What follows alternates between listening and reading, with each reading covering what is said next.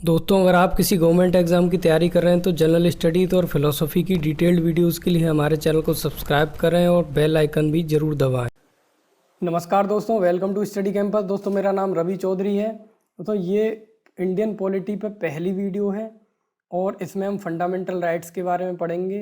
उनके मीनिंग क्या है, बैकग्राउंड क्या है, बेसिक्स के बारे में बेसिक कुछ चीज़ें हैं उनको देखेंगे। फीचर्स क्या होते हैं फंडामेंटल राइट्स के, डेफिनेशन क्या है स्टेट की, लॉ इसके अकॉर्डिंग आर्टिकल 13 में क्या है, और फंडामेंटल राइट्स जो सिटीजन्स को कौन कौन से मिलते हैं और फॉरेनर्स को कौन कौन से दे रखे हैं इंडियन कॉन्स्टिट्यूशन में। ये सारी कुछ चीज़ें हम इसमें डिस्कस करेंगे। तो ये पहला लेक्चर है इंडियन पॉलिटी पर मेरा, तो मैं आपसे इसमें कुछ रिव्यूज़ भी चाहूँगा। इस पर मैंने कोशिश ये की है कि इंडियन पॉलिटी की लक्ष्मीकांत को बेस बनाकर और कुछ एक्स्ट्रा चीज़ें भी जहाँ भी ज़रूरत मुझे लगेगी अलग अदर सोर्सेज से फैक्ट डालने की, उसको लेकर मैं डिटेल्ड वीडियोस बना रहा हूँ। और अगर आपको लगता है कि इसमें कुछ डिटेल है वो कम ज़्यादा करनी चाहिए तो प्लीज़ मुझे ज़रूर बताइएगा। तो चलिए स्टार्ट करते हैं। फंडामेंटल राइट्स, इसको फंडामेंटल राइट्स नाम क्यों दिया गया है? ठीक है, मौलिक अधिकार जो हैं, तो फंडामेंटल आखिर बोला क्यों जाता है इनको? इसके मेनली दो रीज़न है दोस्तों। पहला है it is guaranteed by the constitution which is fundamental law of the country. पहली बात तो ये कि ये कॉन्स्टिट्यूशन के द्वारा दिया जाते हैं और कॉन्स्टिट्यूशन ही इनके प्रोटेक्शन की गारंटी देता है। और क्योंकि कॉन्स्टिट्यूशन खुद फंडामेंटल लॉ है हमारे देश का, इसीलिए इनको फंडामेंटल बोलते हैं। दूसरा रीज़न ये है they are also fundamental in the sense that they are most essential for all round development of the individual. जो इंडिविजुअल हैं, जो यहाँ के रहने वाले हैं, उनके ऑल राउंड डेवलपमेंट मतलब मेंटल सोशल जितने भी तरह के जो डेवलपमेंट का जो स्कोप है, उस डेवलपमेंट के लिए भी ये फंडामेंटल हैं या सबसे ज़्यादा ज़रूरी हैं, इसलिए भी इनको फंडामेंटल राइट्स बोला जाता है। अब इसमें आगे देखिए, पार्ट 3 में दे रखे हैं कॉन्स्टिट्यूशन के में फंडामेंटल राइट्स। ठीक है, आर्टिकल 12 से आर्टिकल 35 तक है ये, यहाँ पे लिख लेना आप, आर्टिकल 12 से आर्टिकल 35 तक है। कॉन्स्टिट्यूशन ऑफ यूएसए, यूएसए का जो कॉन्स्टिट्यूशन है वहाँ से मेनली हमने मतलब जो आइडिया था फंडामेंटल राइट्स का वो वहीं से लिया है, उसके को बिल ऑफ राइट्स बोलते हैं। इसको दोस्तों पार्ट 3 जो है यानी जो फंडामेंटल राइट्स हैं, इनको मैग्ना कार्टा ऑफ इंडिया बोला जाता है। मैग्ना कार्टा क्या है और क्यों इसको बोला जाता है ये समझिए। 1215 में एक चार्टर ऑफ राइट्स इश्यू किया गया था या एग्रीड किया गया था by King John of England. England के जो किंग थे जॉन, उन्होंने 1215 में एक सिटीजन्स के लिए कुछ राइट्स के पर एग्री हुए थे, लिख कर दिए थे, तो उसको बोला गया था मैग्ना कार्टा या मैग्ना चार्टर भी बोला गया था उसको। तो इसीलिए इसको इंडिया मैग्ना कार्टा बोला गया because it is the most important for people's rights. It is justiciable, दोस्तों ये जस्टिसिएबल या जुडिशिएबल है, मतलब ये जो राइट्स आपको इसमें दिए गए हैं, जो कि हम धीरे धीरे एक एक करके आगे डिस्कस करेंगे डिटेल में, ये जो भी राइट्स इसमें दिए गए हैं उनको अगर उनका कहीं भी कहीं वायलेशन होता है तो उसके लिए ज़्यादातर वायलेशन स्टेट के अगेंस्ट, मतलब स्टेट ने अगर वायलेशन किया है उसका गवर्नमेंट ने, या कुछ जगहों पर प्राइवेट इंडिविजुअल भी अगर हमारे इन राइट्स का वायलेशन करते हैं तो हम डायरेक्ट उसके लिए कोर्ट जा सकते हैं, डायरेक्ट सुप्रीम कोर्ट जा सकते हैं, हाई कोर्ट जा सकते हैं। तो ये क्या है, जुडिशिएबल है। ऐसा नहीं है कि अगर इसका वायलेशन किसी ने कर दिया, इनका हनन कर दिया, तो सरकार या कोर्ट कुछ नहीं करेगा, बिल्कुल करेगा। आगे देखते हैं, they are more elaborate than those found in the constitution of any other country in the world including USA. जितने भी देशों के फंडामेंटल राइट्स हैं उनमें सबसे ज़्यादा एलेबोरेट यानी विस्तृत हैं, और इंक्लूडिंग यूएसए के से भी ज़्यादा विस्तृत है। बहुत ही डिटेल्ड वे में हमको ये फंडामेंटल राइट्स हमारे कॉन्स्टिट्यूशन में प्रोवाइड किए गए हैं। Fundamental rights for promoting political democracy, देखो इनका मेन ये पर्पस देखिए, मेन पर्पस है प्रमोटिंग पॉलिटिकल डेमोक्रेसी, एक जो रेस्पॉन्सिबल डेमोक्रेसी है उसको प्रमोट करना। और अगला है टू प्रिवेंट ऑथोरिटेरियनिज्म, मतलब होता है ना डेस्पोटिक निरंकुश जो शासन होता है एक आदमी का, या मतलब ऐसी सरकार जिस पर कोई अंकुश ही नहीं है, कोई रोक नहीं है, ठीक है, अपनी मर्जी से डिसीजन लिए जा रहे हैं, आर्बिट्रेरीनेस है, उन चीज़ों को भी ये रोकते हैं। It protects the liberties and freedoms of people against the state. लोगों को अभी हम देखेंगे आर्टिकल 19 में फ्रीडम पढ़ेंगे, मतलब सारे के सारे आर्टिकल देखिए हम डिटेल में डिस्कस करेंगे, जैसे किताबों में दे रखा है उसी तरह से। तो वहाँ पे हम समझेंगे कि सारी लिबर्टीज़ और फ्रीडम जितनी भी हैं वो इन्हीं के द्वारा प्रोटेक्ट की जाती हैं, फंडामेंटल राइट्स में ही दी हुई हैं। और स्टेट यानी गवर्नमेंट या गवर्नमेंट की कोई एजेंसी या बॉडी हमारे ऊपर हमारी फ्रीडम्स को, हमारी लिबर्टीज़ पे कोई रेस्ट्रिक्शंस ना लगाए, ये भी कौन इंश्योर करता है? Fundamental rights. They act as limitations on the tyranny of executive and arbitrary laws of legislature. ये एक तरह से रोक लगाते हैं किस चीज़ पर, किस चीज़ को लिमिट करते हैं? टायरनी ऑफ एग्जीक्यूटिव, जो सरकार है, ठीक है, उसके जो भी मतलब जो भी उनके आर्बिट्रेरी डिसीजन होते हैं, जो मनचाहा जो काम कर दिया, उस पर रोक लगाते हैं। और किसकी आर्बिट्रीनेस पे भी? Laws of the legislature. जो लेजिस्लेचर है यानी जो पार्लियामेंट है या स्टेट की लेजिस्लेटिव असेंबलीज वगैरह जो हैं, उनके भी मन माने कानूनों को बनाने पर रोक लगाते हैं। कैसे लगाते हैं, क्या, वो सब आगे देखेंगे।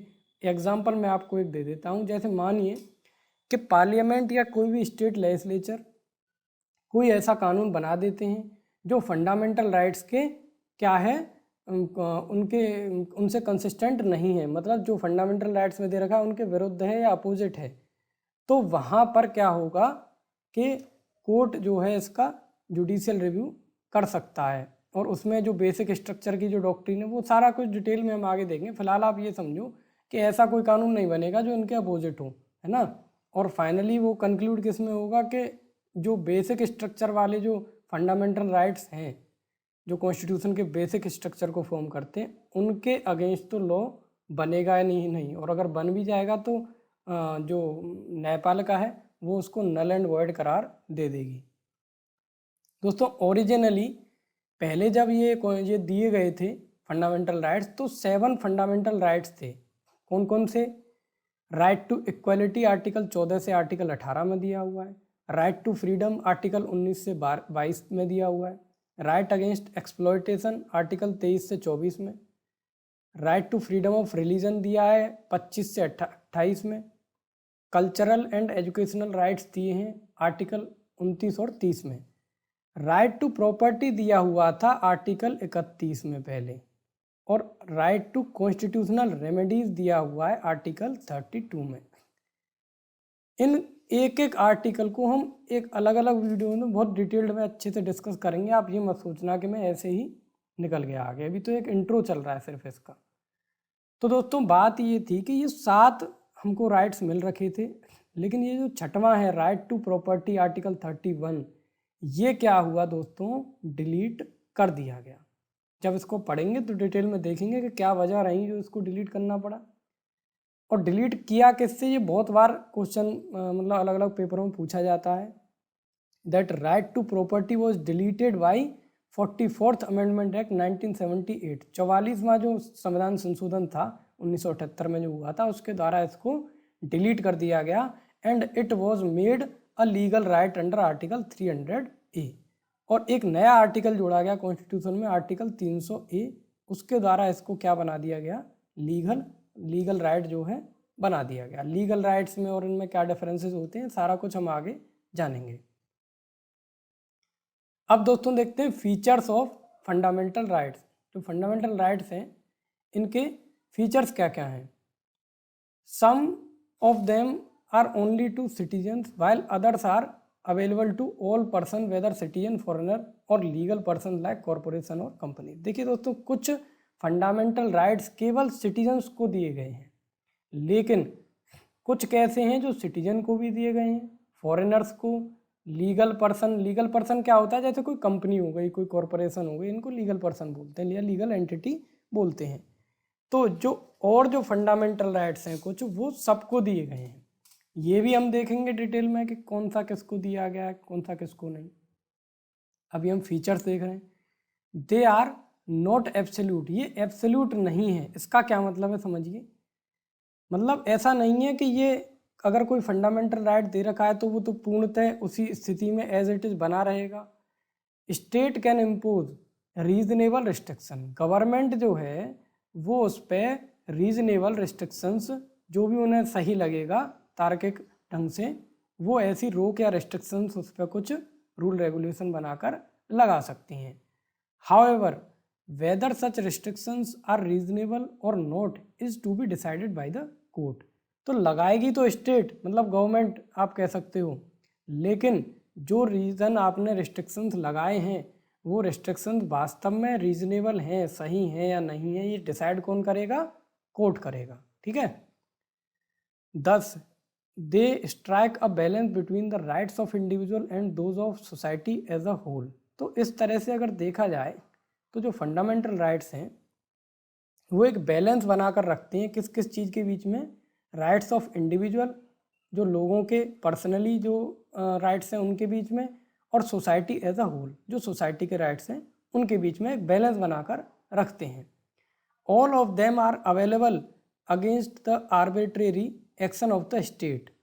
जितने भी हैं, देखिए एक जनरल वे में अगर हम बात करें फंडामेंटल राइट्स की, तो ये फंडामेंटल राइट्स किससे बचाने के लिए हैं? लोगों को दिए जा रहे हैं राइट्स, और मेनली किसके अगेंस्ट दिए जा रहे हैं? स्टेट के या गवर्नमेंट के। मतलब गवर्नमेंट से एक तरह से इन चीज़ों को श्योरिटी दे रहे हैं लोगों को कि ये गवर्नमेंट इसके अपोजिट नहीं जा सकती। तो अपने मनमाने ढंग से गवर्नमेंट काम नहीं कर सकती। ज़्यादातर जो फंडामेंटल राइट्स हैं वो गवर्नमेंट के ही अगेंस्ट हैं, लेकिन मतलब गवर्नमेंट के अगेंस्ट का मतलब गवर्नमेंट के एक्शन के अगेंस्ट है, जो काम करेगी वो। लेकिन some of them are also against the action of private individual. लेकिन कुछ कैसे हैं जो प्राइवेट इंडिविजुअल्स हैं उनके अगेंस्ट भी हैं, इनको भी डिस्कस करेंगे आगे। Some of them are negative in character. कुछ कैसे हैं? नेगेटिव हैं, नकारात्मक हैं करेक्टर में। That is place limitation on the authority of the state. तो मतलब कैसे नेगेटिव कैसे कहे जाएंगे? वो स्टेट की अथॉरिटी पे लिमिट लगाते हैं। जैसे ये कहेंगे कि गवर्नमेंट ये नहीं कर सकती, गवर्नमेंट ये नहीं कर सकती, ये काम नहीं कर सकती, तो वो क्या है? नेगेटिव करेक्टर हो गया उनका। वाइल अदर्स, लेकिन जो और हैं वो कैसे हैं? पॉजिटिव हैं नेचर में। पॉजिटिव का मतलब क्या होता है दोस्तों? They are conferring certain privileges on the persons. मतलब लोगों को कुछ अधिकार दिए जा रहे हैं। जैसे लोगों को अधिकार है कि स्पीच और एक्सप्रेशन का, तो ये कैसा राइट हो गया? एक पॉजिटिव राइट हो गया। ठीक है। तो पॉजिटिव और नेगेटिव दोनों नेचर हैं इनके। जुडिशियबल है या जस्टिसिएबल है, मैं बता ही चुका हूँ कि इनके अगर वायलेशन होता है कहीं पर भी तो हम कोर्ट जा सकते हैं। They are defended and guaranteed by the Supreme Court. ये जो हैं सुप्रीम कोर्ट के द्वारा डिफेंड किए जाते हैं या गारंटीड किए जाते हैं। आगे देखेंगे हम, अगर हम इसमें कहीं भी कोई वायलेशन होता है तो इस पर सीधे सुप्रीम कोर्ट चले जाते हैं। सुप्रीम कोर्ट कैसे कैसे रिट जारी करता है ये सब कुछ पढ़ेंगे। Hence the aggrieved person can directly go to the Supreme Court not necessarily by way of appeal against the judgment of High Court. जैसे नॉर्मल केसेस में क्या होता है कि हम डायरेक्ट सुप्रीम कोर्ट नहीं जा सकते, पहले हमें निचले कोर्ट्स में जाना होता है, फिर वहाँ से हाई कोर्ट जाते हैं, हाई कोर्ट से फिर क्या है कि अपील होकर चीज़ें जाती हैं सुप्रीम कोर्ट में केसेस। लेकिन ये जो फंडामेंटल राइट्स के अगर वायलेशन कहीं पर होता है तो हम डायरेक्टली सुप्रीम कोर्ट जा सकते हैं। और कुछ फीचर्स हैं, सम ओनली, अच्छा ये हाँ कुछ तो सिटीजन्स के लिए हैं और कुछ क्या है फॉरेनर्स के लिए भी हमने देख ही लिया था। अच्छा ये लाइन दोबारा से लिख गई है यहाँ से, देखिए दे आर नॉट सेक्रोसेंट और परमानेंट। देखो दोस्तों ये ऐसा नहीं है कि ये परमानेंट है, ये कभी कभी कर्टेल किए जा सकते हैं, कम किए जा सकते हैं, कभी कभी सस्पेंड भी किए जा सकते हैं। कौन कौन सी कंडीशन में? द पार्लियामेंट कैन कर्टेल और रिपील, कम कर सकती है या पूरी तरह ख़त्म कर सकती है them, but only by a constitutional amendment. Parliament इनको मतलब कम भी कर सकती है, कर्टेल कर सकती है कुछ प्रोविजंस को, या रिपील पूरी तरह से आर्टिकल को हटा भी सकती है, ख़त्म कर सकती है। लेकिन किस तरह से? केवल संविधान संशोधन के द्वारा, नॉट बाई ऑर्डिनरी एक्ट, किसी सामान्य जो एक्ट बनाते हैं उस तरह से नहीं हटा सकते इनको। लेकिन यहाँ पर भी ध्यान देने वाली बात ये है, पढ़ेंगे हम, केशवानंद जो भारतीय केस हुआ था उसमें सुप्रीम कोर्ट ने रूलिंग दी थी कि गवर्नमेंट चाहे या पार्लियामेंट चाहे तो किसी भी पार्ट को या किसी भी चीज़ को अमेंड कर सकती है कॉन्स्टिट्यूशन की को, लेकिन जो बेसिक स्ट्रक्चर है कॉन्स्टिट्यूशन का, अगर उससे रिलेटेड कोई भी चीज़ किसी भी पार्ट में है तो उसे संशोधन नहीं कर सकती पार्लियामेंट। ठीक है, अब बेसिक स्ट्रक्चर क्या है, इसको कौन डिफाइन करता है? सुप्रीम कोर्ट डिफाइन करता है। तो ये बात सही है कि ये परमानेंट नहीं है, कर्टेल किए जा सकते हैं, रिपील भी किए जा सकते हैं, लेकिन अगर कोई सा भी फंडामेंटल राइट बेसिक स्ट्रक्चर में आ रहा है कॉन्स्टिट्यूशन के में, तो वो ना तो रिपील किया जा सकता, ना ही उसके प्रोविज़न कम किए जा सकते हैं।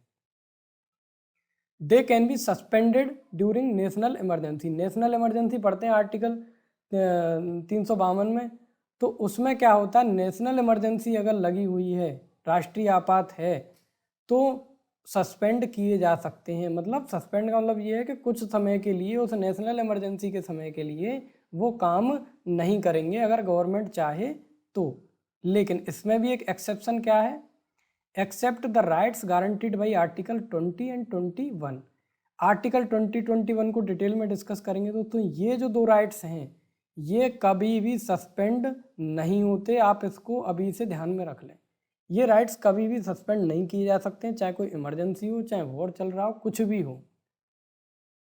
अगला एक चीज और इम्पोर्टेंट ये है कि article 19 can be suspended only when emergency is declared on the grounds of war और एक्सटर्नल एग्रेशन। जो आर्टिकल 19 है जिसमें freedom of speech and expression, इस तरह से तरह तरह की जो स्वतंत्रताएं दी हुई हैं, ये केवल एक कंडीशन में सस्पेंड किया जा सकता है। कब? जब इमरजेंसी हो। इमरजेंसी दो तरह की होती है, एक एक्सटर्नल इमरजेंसी होती है, एक इंटरनल इमरजेंसी। एक्सटर्नल इमरजेंसी होती है जब हमारा किसी कंट्री से वॉर चल रहा है या एक्सटर्नल एग्रेशन है, तो उसको कहेंगे एक्सटर्नल इमरजेंसी। ऐसी हालत में ही आर्टिकल 19 को सस्पेंड किया जा सकता है, अदरवाइज आर्टिकल 19 सस्पेंड नहीं होगा। That means not on the ground of armed rebellion. अगर आर्म्ड रेवेलियन जो शब्द है, यानी इंटरनल इमरजेंसी जिसको कहते हैं, देश में कुछ ऐसे हालात बने हुए हैं कुछ खराब, तो उस स्थिति में आर्टिकल 19 सस्पेंड नहीं हो सकता। केवल कब हो सकता है? वॉर या एक्सटर्नल एग्रेशन की स्थिति में। Their scope of operation is limited by article. ये बात की जा रही है फंडामेंटल राइट्स की। फंडामेंटल राइट्स का जो स्कोप है वो भी थोड़ा लिमिट किया जाता है या कम होता है किस किस चीज़ से। या ये मान लीजिए कि यहाँ पर फंडामेंटल राइट्स एक तरह से मतलब पूरी तरह से लागू नहीं होते। जैसे आर्टिकल 31A, 30 यहाँ पर 31A लिख लेना, आर्टिकल 31B, आर्टिकल 31C। ये जो आर्टिकल हम देखेंगे क्या हैं, ये ऐसे हैं जो कुछ चीज़ों को एक्सेप्शन के तौर पर किसी न किसी तरह से फंडामेंटल राइट का जो क्या है, जो इनका जो एनफोर्समेंट है उनको कहीं ना कहीं लिमिट करते हैं। Their application to members of armed forces, paramilitary, police forces, intelligence agency and analogous services can be restricted by और एब्रोगेटेड बाई पार्लियामेंट। जो आर्म फोर्सेज हैं, ठीक है, इनके कुछ राइट्स हैं फंडामेंटल राइट जो गवर्नमेंट क्या है, पार्लियामेंट जिनको रेस्ट्रिक्ट कर सकती है। ठीक है, सिक्योरिटी पर्पज से या कोई भी पर्पज हो, लेकिन वो कर सकती है। Their application can be restricted while martial law is in force in any area. जब कर्फ्यू वगैरह लगा होता है या कोई भी मार्शल लॉ है, कोई ऐसा कानून है, मिलिट्री कानून जो लगा हुआ है किसी स्टेट में या उसी जगह पे, तो वहाँ पर उस समय पर ये जो फंडामेंटल राइट्स हैं ये रेस्ट्रिक्ट किए जा सकते हैं। जैसे अभी आप देख सकते हो कोरोना का समय चल रहा है, तो कुछ हमारे बाहर घूमने का, ये सारी चीज़ों पर रोक लगाई गई है कि नहीं, तो ये फंडामेंटल राइट्स का इस वजह से यहाँ पर थोड़ा सा लिमिट किए जा रहे हैं। Martial law means military rule. Martial law का मतलब क्या होता है? मिलिट्री रूल, मतलब rule imposed under abnormal circumstances to restore order. जो कानून व्यवस्था को दोबारा से रिस्टोर करने के लिए जो कानून लगाया जाता है, मिलिट्री रूल, उसको कहते हैं मार्शल लॉ।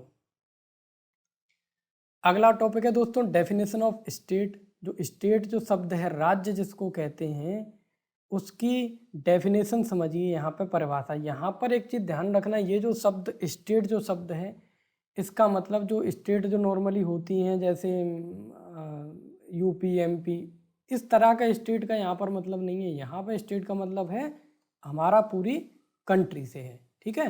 स्टेट जब मैं यहाँ पर बोलूँगा तो इसका मतलब होगा पूरी कंट्री की बात चल रही है, क्योंकि ये जो फंडामेंटल राइट्स, अच्छा इसको समझना क्यों ज़रूरी है स्टेट की डेफिनेशन को। देखिए, एक तो ये डायरेक्ट क्वेश्चन में पूछा जाता है कि क्या क्या चीज़ स्टेट की डेफिनेशन में आती हैं, क्या नहीं आती।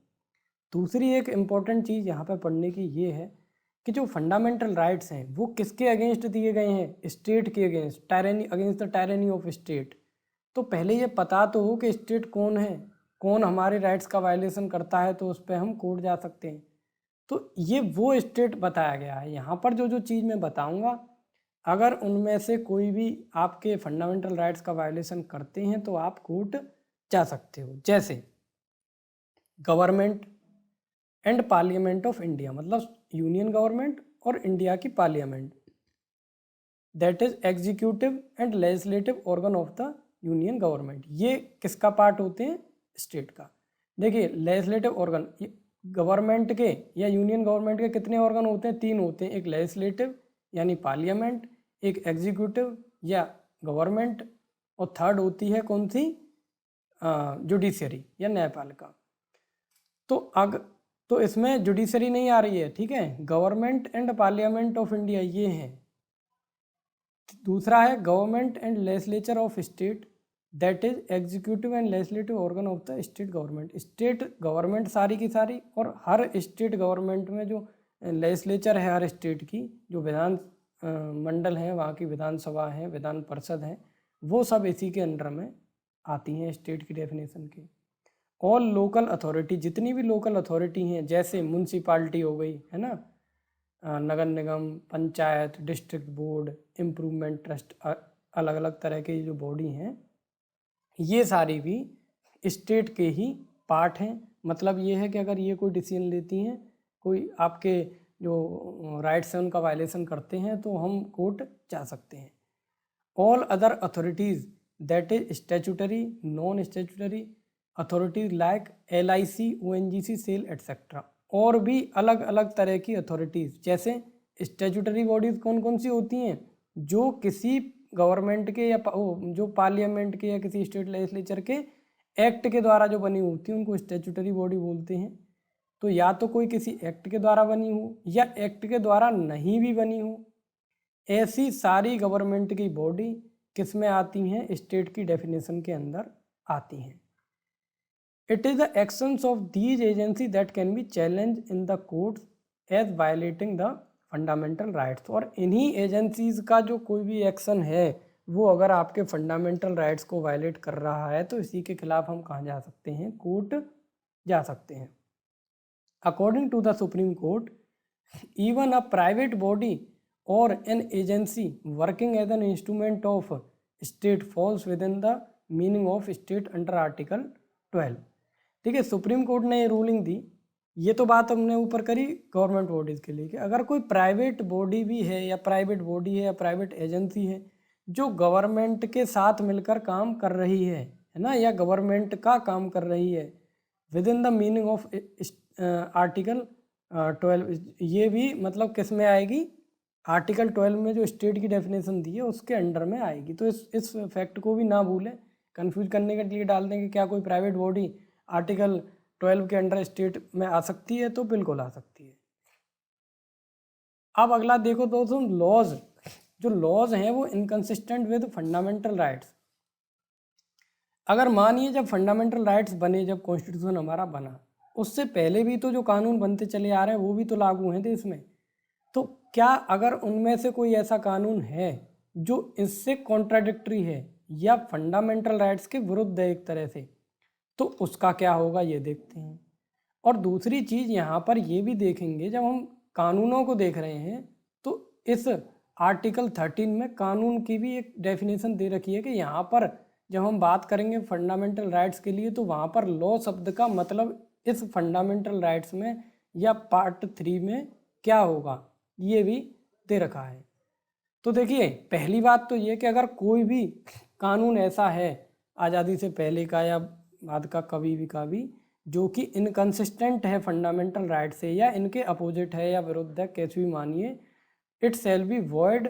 ठीक है, तो वो वॉइड होगा, वो क्या है, नल एंड वॉइड करार दे दिया जाएगा, मतलब वो खत्म माना जाएगा, वो लागू नहीं रहेगा।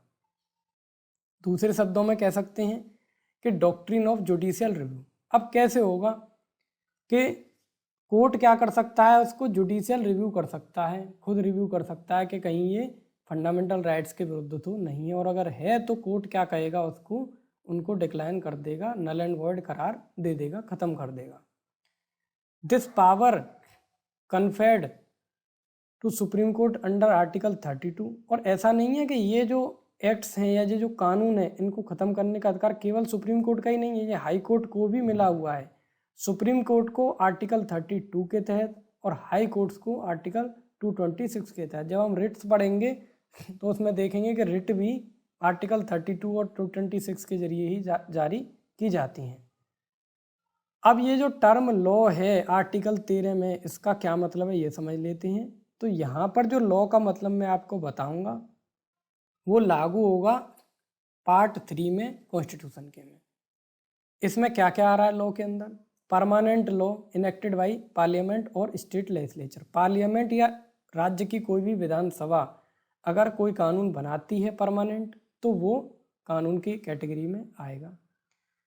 अगर कोई टेम्परेरी लॉ भी ये लोग बनाते हैं तो वो भी आएगा। टेम्परेरी लॉ क्या होता है, जैसे ऑर्डिनेंस, ऑर्डिनेंस होता है कि नहीं, प्रेसिडेंट गवर्नर जो कर देते हैं, अध्यादेश जो जारी करते हैं, तो वो भी क्या आते हैं, आर्टिकल 13 के अंडर लॉ माने जाएंगे। डेलीगेटेड लेजिस्लेशन, डेलीगेटेड लेजिस्लेशन क्या होता है दोस्तों, एग्जीक्यूटिव लेजिस्लेशन भी बोलते हैं इसको। होता क्या है नॉर्मली, जो लेजिस्लेशन जो काम है, मतलब जो कानून बनाने का काम किसका है, पार्लियामेंट का या स्टेट लेजिस्लेचर्स का है। लेकिन समय के अभाव में या किसी भी वजह से मान लीजिए, या अच्छे एग्जीक्यूशन के लिए ये क्या करते हैं कि कुछ काम को अपने लेजिस्लेशन के कुछ काम को किसे दे देते हैं, गवर्नमेंट को या एग्जीक्यूटिव को दे देते हैं। जैसे मतलब मेन कोई भी एक्ट मान लो बन रहा है तो उस एक्ट का मेन स्ट्रक्चर किसने बना दिया, पार्लियामेंट ने बना दिया, बाकी कुछ काम दे दिए गवर्नमेंट को कि अब जो छोटे छोटे नियम कानून है कैसे कैसे करना है, क्या गाइडलाइन जारी करनी है, ये आप अपने हिसाब से बना लेना। तो ऐसे जो कानून जब बनाएगी कौन, गवर्नमेंट, तो इसको बोलते हैं डेलीगेटेड लेजिस्लेशन या एग्जीक्यूटिव लेजिस्लेशन। लाइक जैसे कोई ऑर्डर पास कर दिया गवर्नमेंट ने, या बाई लॉ बना दिया, या कोई रूल रेगुलेशन या कोई नोटिफिकेशन जारी किया, तो ये भी क्या है कि लॉ के अंडर में आते हैं। मतलब कहने का ये है कि अगर ये भी कोई नोटिफिकेशन, रूल, रेगुलेशन कुछ ऐसा है जो फंडामेंटल राइट्स को वायलेट करता है तो कोर्ट जा सकते हैं। फर्दर आगे अगर बात करें तो article 13 declares that a constitutional amendment is not a law and hence can not be challenge. Article 13 आगे कहता है कि जो कॉन्स्टिट्यूशनल अमेंडमेंट है ये लॉ नहीं है, ठीक है, और जब लॉ नहीं है तो ये चैलेंज नहीं किया जा सकता है कि भाई कॉन्स्टिट्यूशन को, मतलब फंडामेंटल राइट्स को वायलेट कर रहा है। ये कहाँ दिया हुआ था, आर्टिकल 13 में। लेकिन फिर क्या हुआ कि केशवानंद भारती केस जो हुआ उसके बाद में कौन सी डॉक्ट्रिन आई, बेसिक स्ट्रक्चर की डॉक्ट्रिन आई। तो सुप्रीम कोर्ट ने कहा कि भाई जो ये चैलेंज किया जा सकता है, कॉन्स्टिट्यूशनल अमेंडमेंट भी अगर आपने किया है और अगर वो संविधान के बेसिक स्ट्रक्चर को वायलेट कर रहा है तो ये चैलेंज किया जा सकता है। फाइनली अब देखते हैं कि कौन कौन से ऐसे फंडामेंटल राइट्स हैं जो केवल सिटीजन्स को मिले हुए हैं, हमारे यहाँ के को फॉरेनर्स को नहीं है, या कौन कौन से ऐसे हैं जो सिटीजन और फॉरेनर्स दोनों को मिले हुए हैं। अच्छा, इसमें एक चीज़ ये याद रखिएगा, मैं यहाँ पर सिर्फ आपको आर्टिकल्स के नाम बता रहा हूँ, क्योंकि डिटेल में तो आर्टिकल हम कल से डिस्कस करने ही है अगली वीडियोज़ में। तो केवल आर्टिकल्स के नाम बता रहा हूँ, वो आप आर्टिकल के नंबर याद कर लेना, बाकी क्या डिटेल है वो अगली वीडियोज़ में मिलेगी। अच्छा, आपको PDF वगैरह चाहिए इनकी तो हमारा फेसबुक और टेलीग्राम ग्रुप आप ज्वाइन कर सकते हो, मैं डिस्क्रिप्शन बॉक्स में लिंक दे दूँगा। तो अब देखते हैं, तो ऐसे फंडामेंटल राइट्स जो केवल सिटीजन्स को मिले हुए हैं वो हैं article 15, article 16, article 19, article 29 and article 30। ये केवल और केवल हमारे सिटीजन्स को मिले हुए हैं। कुछ ऐसे राइट्स हैं जो सिटीजन और फॉरेनर्स दोनों को मिले हुए हैं, एक्सेप्ट एनिमी एलियंस। मतलब एनिमी एलियंस जो हैं उनको छोड़कर बाकी सबको मिले हुए हैं। एनिमी एलियन क्या होते हैं दोस्तों? एनिमी एलियन वो कोई भी देश जिसके साथ हमारा पहले कभी हिस्ट्री में अभी जो है कोई वॉर वगैरह हुआ हो, उनको हम एनिमी एलियंस बोलते हैं। ये उन कंट्री के सिटीजन्स को नहीं मिलेंगे, जैसे फॉर एग्जांपल चाइना या पाकिस्तान जो हो गया, ये इस कैटेगरी के अंदर आएंगे एनिमी एलियंस में। ये कौन कौन से राइट्स हैं जो फॉरेनर्स को भी मिले हुए हैं? आर्टिकल 14, 20, 21, 21A, ठीक है, आर्टिकल 22, 23, 24, 25, 26, 27 एंड 28। तो ये था दोस्तों इसमें पॉलिटी पहला वीडियो। आप बताना देख के अगर इसमें कुछ सुधार हो सकता है तो। ठीक है, धन्यवाद।